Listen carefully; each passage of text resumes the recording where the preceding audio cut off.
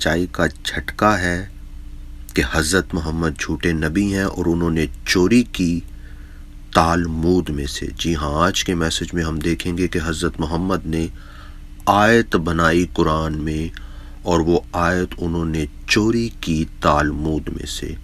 چور کی چوری پکڑی گئی. اور میرا چیلنج ہے ذاکر نائک کو، انجینئر محمد علی مرزا کو، کہ وہ خود بھی غور کریں حضرت محمد کی جھوٹی کہانیوں پر اور چوریوں پر، اور اسلام سے باہر آئیں، جھوٹ سے باہر آئیں اور سچائی کو، خداوند یسوع مسیح کو قبول کریں. تو آج کا میسج یہ ہے کہ حضرت محمد نے قرآن کی ایک آیت تالمود میں سے چوری کی. اور میرا یقین تو نہیں ہے سائنس کی اس بات پہ کہ انسان کبھی بندر تھا، لیکن پتہ نہیں کیوں یہ ذاکر نائک کو دیکھ کے ایسا لگتا ہے کہ انسانی روپ میں ابھی بھی کچھ بندر موجود ہے جو سچائی کو چھپانے کے لیے اور حضرت محمد کے جھوٹوں پر پردہ ڈالنے کے لیے بندر کی طرح الٹی چھلانگیں لگاتے ہیں.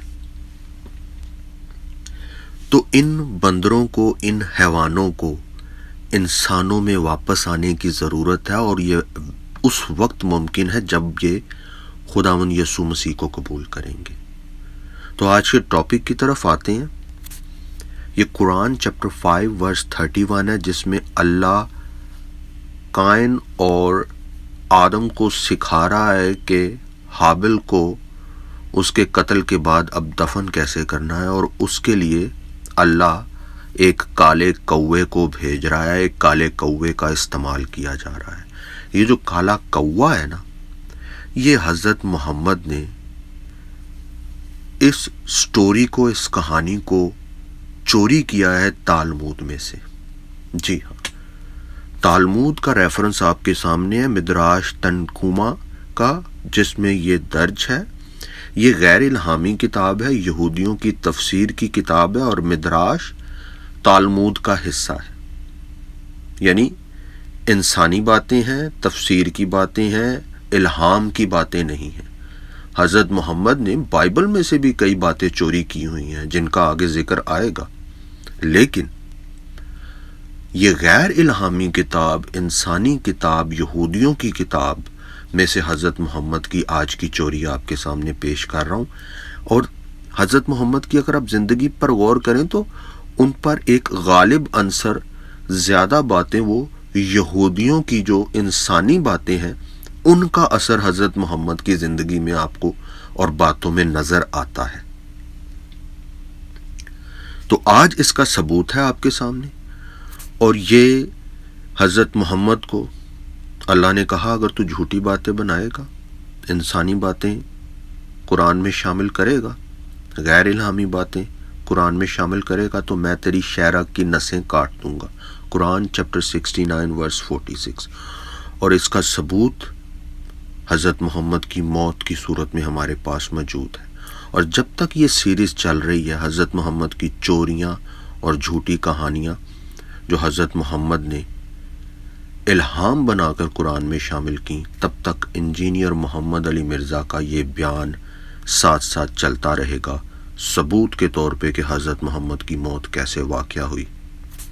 دیا گیا تھا وہ مجھے مسلسل تکلیف دیتا رہا ہے، لیکن اب تو وہ میری رگیں کاٹ رہا ہے.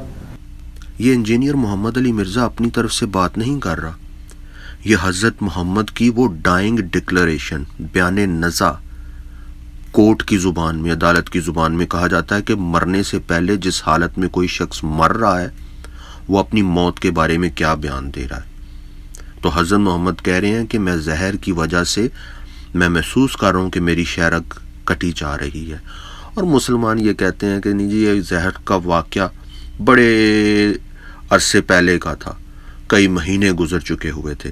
تو یاد رکھیں کہ اگر ہاسپٹل میں آپ جس مرض کے ساتھ، جس بیماری کے ساتھ، ایکسیڈنٹ کے ساتھ، جس بھی بات سے داخل ہوں اور آپ کی موت کئی مہینوں کے بعد بھی واقع ہو جائے، تو وہ اس ہاسپٹل کا ڈاکٹر جب ڈیتھ سرٹیفکیٹ دے گا تو وہ اس پہ موت کی وجہ، ایکسیڈنٹ یا وہ بیماری یا وہ حالت اس کو لکھے گا. تو حضرت محمد کا ڈیتھ سرٹیفکیٹ اگر کوئی بناتا تو اس پہ لکھا جاتا حضرت محمد کے بیان کی روشنی میں، ان کی جسمانی کیفیت کی روشنی میں، اور زہر کی وجہ سے ان کی شہرک کی نسیں کٹے جانے کی وجہ سے وہ لکھتا کہ حضرت محمد کی موت زہر سے واقع ہو رہی ہے۔ تو یہ کافی ہے ثبوت حضرت محمد کے جھوٹے نبی ہونے کا اور ان کی چوریوں کو ثابت کرنے کے لیے۔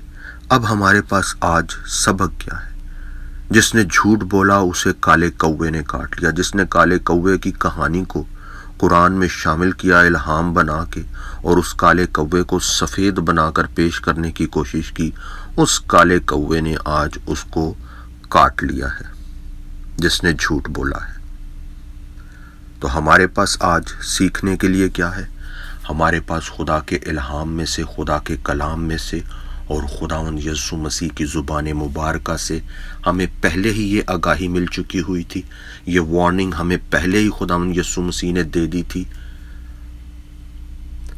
متی چیپٹر 7 ورس 15 میں، میتھیو چیپٹر 7 ورس 15 میں، جھوٹے نبیوں سے خبردار رہو جو تمہارے پاس بھیڑوں کے بھیس میں آتے ہیں مگر باطن میں پھاڑنے والے بھیڑیے ہیں، ان کے پھلوں سے تم ان کو پہچان لوگے۔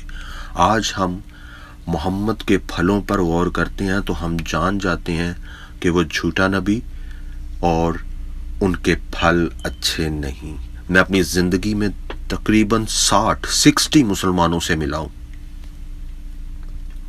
جنہوں نے اسلام کو چھوڑ کر مسیحیت کو قبول کیا، اور ان سب کی ایک بات مشترک تھی کہ ان کی سٹڈی، ان کی تحقیق اس بات پہ پہنچی تھی کہ حضرت محمد کے پھل اچھے نہیں اور حضرت محمد جھوٹے نبی ہیں۔ اسی لیے ہم خداوند یسوع مسیح کے قدموں میں آئے، اور یوٹیوب پر تو آپ ہزاروں ویڈیوز دیکھ سکتے ہیں، اور ان میں بھی آپ دیکھیں تو آپ کو پتہ چلے گا کہ مسلمانوں نے جب یہ جانا حضرت محمد جھوٹے نبی ہیں، حضرت محمد کے پھل اچھے نہیں ہیں، تب انہوں نے اسلام کو چھوڑا اور مسیحیت کو قبول کیا۔ تو ہے کوئی مسلمان بہن بھائی آج جو ان مسلمانوں کی طرح سچائی سے واقف ہو اور آزاد ہو اور خداوند یسوع مسیح کو اپنا شخصی نجات دہندہ اور خداوند قبول کرے؟ اس کے لیے خداوند آپ کو برکت دے، آمین۔